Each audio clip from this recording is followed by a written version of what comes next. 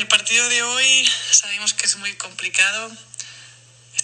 Esta temporada los Valencia-Guernica han sido muy igualados. Tuvimos la suerte de ganar en la Supercopa, ya no nos ganaron en su casa.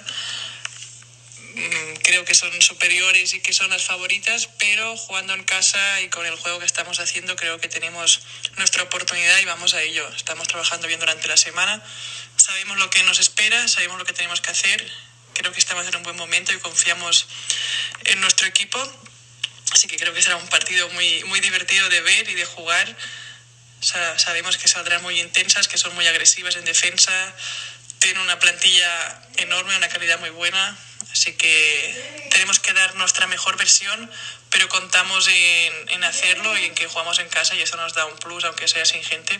Pero creo que podemos competir de tú a tú y podemos demostrar que se les puede ganar otra vez y que no fue suerte en la Supercopa.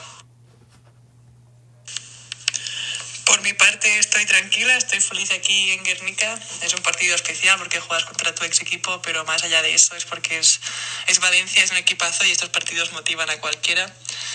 Además tengo amigas y tengo como muchas ganas ya de que empiece.